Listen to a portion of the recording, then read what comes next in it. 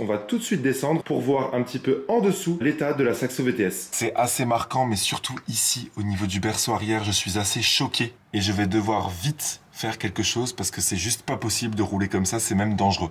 Bonjour à tous et bienvenue sur ma chaîne YouTube. Aujourd'hui, je suis très heureux de vous retrouver pour une vidéo un petit peu spéciale puisque c'est le lancement d'une toute nouvelle série sur la chaîne YouTube, série où on va tester des voitures qui ont plus de 20 ans et plus de 200 000 km, donc des voitures assez âgées et avec un fort kilométrage. Et en fait, le principe, ça va être tout simplement de voir comment les voitures durent dans le temps. On va essayer de comparer entre les modèles, entre les marques, pour voir quelle marque résiste le mieux au temps et au kilomètre. Et à la fin, on leur donnera une note, tout simplement, justement pour leur état de conservation. Et voilà. Pour les plus perspicaces, peut-être qu'ils auront reconnu dans quelle voiture je me trouve. C'est bien ma Citroën Saxo VTS. Et ouais, ma Citroën Saxo VTS a déjà plus de 20 ans et a plus de 200 000 km. Je me suis dit que ça aurait été donc la voiture parfaite. C'est pour ça que je l'ai choisie pour ce tout premier épisode. Et on va tout de suite sortir de la Saxo VTS pour commencer avec le tour extérieur de la voiture où vous allez le voir, il y a pas mal de choses à dire. Donc nous voilà devant. Alors on va faire un petit tour, comme je l'ai dit, extérieur. Donc bon, je ne l'ai pas nettoyé, hein. Vous la voyez vraiment dans son jus. Donc, au niveau des jantes, bien sûr, au fil des années, elle a pris quelques trottoirs. Bon, je n'ai pas été le seul propriétaire et je n'ai pas refait les jantes. Ce n'est pas que moi. Après, au niveau de la Citroën Saxo VTS, une des maladies, les baguettes de porte qui se décollent complètement. Également, le kit carrosserie, si on ouvre la porte. Regardez-moi ça, au niveau des clips, c'est complètement cassé. Là aussi, au niveau du rajout du kit, c'est complètement abîmé. Ça sort de partout. Après, à l'arrière, pas grand chose à dire. On voit juste ici un petit peu de rouille de surface que j'avais déjà commencé à traiter. Mais le plus gros de la rouille, vous allez le voir après dans la vidéo, c'est bien en dessous. Au niveau du châssis, bon voilà les jantes. Là pareil, le kit qui se décolle complètement. Ça c'était vraiment une des maladies. Les baguettes, non, de ce côté ça va. Mais le gros problème de la Saxo VTS avec le temps, c'est bien son vernis qui se ternit complètement. Là, ici, on le voit bien. Et c'est vraiment sur toute la carrosserie. Ça, c'est vraiment dommage. On a également des traces de vernis qui s'écaillent sur le capot. Après, autrement, voilà, c'est une voiture qui présente toujours bien. Bien sûr, les portes ne tombent pas, les pare-chocs non plus. Après, je me rappelle avoir traité les plastiques au polytrol parce que autrement, les plastiques étaient complètement ternis, presque blancs. Mais sinon, c'est vrai que c'est une voiture qui présente encore assez bien. Après voilà, bien sûr, elle a quelques petits cônes. Ici, quelques bosses qui ont fait que voilà, elle ne présente plus aussi bien. Mais ça, ce n'est pas de la faute de Citroën. À l'intérieur, c'est aussi ici le plus gros chantier. Bon, déjà, pour sortir de la voiture, il n'y a plus de poignée.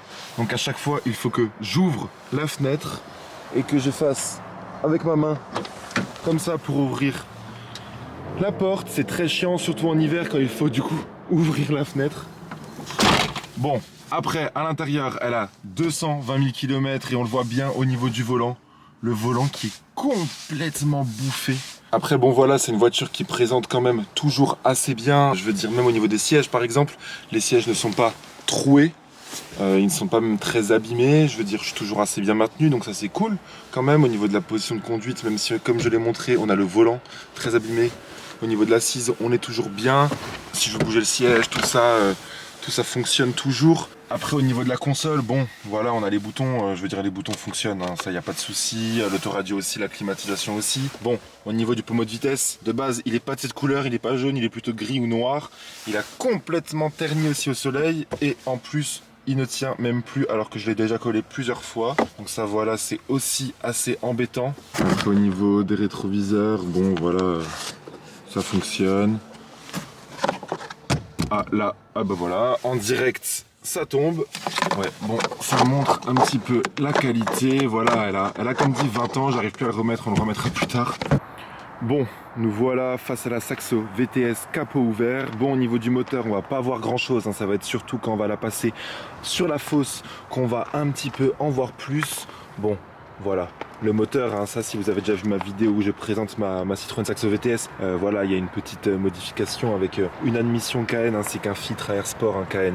Autrement dit, elle est complètement d'origine, il y a juste aussi un petit silencieux inox. Voilà, on n'y voit pas grand chose. Bon, ce qu'on va faire peut-être, c'est la démarrer. Hop. Ça tremblote un petit peu au démarrage, mais autrement dit, le moteur tourne toujours aussi bien, il tourne rond.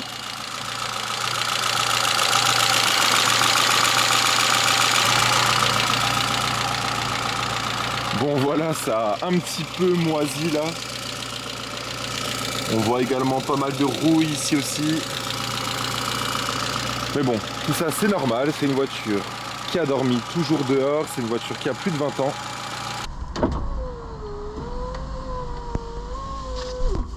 Bon voilà, j'ai allumé la GoPro pour vous faire maintenant un essai routier de la Citroën Saxo VTS qu'on va démarrer tout de suite au quart de tour. Et c'est parti. Bon, je vais essayer de vous donner mes petites impressions, hein. Voilà, quant à la conduite,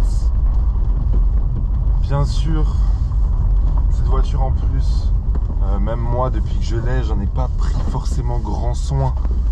Donc je pense que le comportement routier pourrait être meilleur, mais c'est aussi ça. Voilà, les voitures d'occasion, on sait qu'on les entretient pas forcément tout le temps parfaitement. Notamment les voitures qui ont plus vraiment une grande valeur marchande, hein. Ça ne sert pas non plus de mettre des 1000 et des 100 dedans. On sait que c'est pas forcément rentable. Après voilà, comme dit, je fais toujours le minimum. La voiture passe au contrôle technique, hein. Je les révise aussi toujours. J'aime pas prendre des risques non plus au volant de mes voitures. Mais voilà, c'est pas une voiture sur laquelle je mets toutes mes économies. J'ai des voitures qui le méritent plus, forcément. Après voilà, hein, je le rappelle, hein, on est sur une Citroën Saxo VTS. La VTS qui était la petite sportive, hein, de la Citroën Saxo. Donc on a des chevaux, on en a 90 exactement, parce qu'on est sur la Saxo VTS 8 soupapes qu'ils avaient fait en 90 chevaux et en 100 chevaux. Bon, au niveau de mes impressions au volant, j'en avais déjà parlé. C'est une voiture qui, malgré son âge, alors la direction est peut-être un petit peu floue, mais ça je ne sais pas si ce sont les kilomètres qui ont fait ça. Au niveau du freinage, j'avais changé les disques de frein, disques plaquettes même. Tout ça fonctionne bien. Bon, on entend un petit cuinement quand je freine. Mais sinon, c'est pas une voiture qui broute ou ratatouille au ralenti. C'est une voiture super agréable. La boîte de vitesse et l'embrayage, tout va super bien. J'ai pas de facture d'entretien de cette voiture, j'en ai pas beaucoup. Donc je ne sais pas si l'embrayage a été changé. En tout cas, moi, je l'ai jamais changé. Et j'ai déjà fait près de 15 000 km avec la voiture. Voilà, là, si on accélère un petit peu. C'est une voiture qui a du peps et qui fonctionne encore super bien, surtout pour les petits trajets, hein. Voilà, de toute façon la Saxo VTS, même à sa sortie, n'a jamais été une voiture faite pour les longs trajets. Voilà, on peut prendre l'autoroute avec, la voiture monte à 130 sans sourciller. C'est surtout sur les petites routes, hein, les petits cols ou même, hein, en ville, hein, tout simplement, si on a envie un petit peu de se dégager pour sortir d'une intersection ou quoi, on ressent pas finalement son âge, hein. Bon, une chose dont j'ai pas parlé dans la vidéo avant de présentation de l'intérieur, mais que je vois maintenant, on a un petit voyant allumé aussi, hein, sur le tableau de bord. Ça fait partie aussi des petits problèmes. Voilà, hein, c'est un voyant ABS, donc on a l'ABS qui ne fonctionne plus tout simplement. J'étais allé voir mon garagiste qui m'avait dit que c'était sûrement le bloc ABS à changer. Donc voilà, quand on parle, hein, de grosses réparations à faire, bon, je suis conscient qu'il faudra le faire si je veux repasser le contrôle technique, parce qu'il vient d'apparaître. Maintenant voilà, pour l'instant je fais attention. Mais c'est sûr que conduire une voiture sans ABS, faut s'y habituer, surtout sur route mouillée. Mais bon, à l'époque, nos parents et nos grands-parents n'avaient pas l'ABS sur leur voiture, et ça marchait aussi. C'est juste que maintenant, voilà, on a tout. J'ai déjà la direction assistée, j'ai même la climatisation sur ce modèle, donc moi je trouve que je suis déjà assez bien fourni, ce sera tant pis pour l'ABS. Non, voilà, c'est une voiture qui se conduit vraiment super bien. Et ça prouve bien qu'une voiture qui a peut-être plus de 20 ans, peut-être plus de 200 000 km, qu'on a peut-être plus envie de voir sur les routes, surtout pour l'État français qui nous met de plus en plus de restrictions avec leurs vignettes. Bon, on peut même plus en fait les rouler dans les zones à faible émission. bah pourtant c'est une voiture qui se déplace encore super bien, c'est une voiture qui peut rendre plein de services, et c'est une voiture qui passe toujours le contrôle technique, donc qui est apte à rouler sur nos routes françaises. Je trouve ça vraiment dommage, hein, parce que voilà, on se rend compte que c'est une voiture qui coûte même plus très cher à l'achat et qui pourtant remplit admirablement bien tout ce qu'il faut. Voilà, c'est la fin de ce petit essai routier qui s'est super bien déroulé. Franchement, très très bien. Et nous voilà maintenant dans le garage. Il y a juste ici la fosse. On va tout de suite descendre pour voir un petit peu en dessous l'état de la Saxo VTS. Nous voilà en dessous de la Saxo VTS. Donc on est sur la partie arrière, donc sur le berceau arrière. On voit ici que tout le berceau finalement a été traité au blackson pour stopper la rouille. Et on voit ici que le berceau est même craqué. Donc ça, je ne le savais pas. C'est très très dangereux. Et ça ne passera plus au contrôle technique, ça c'est sûr.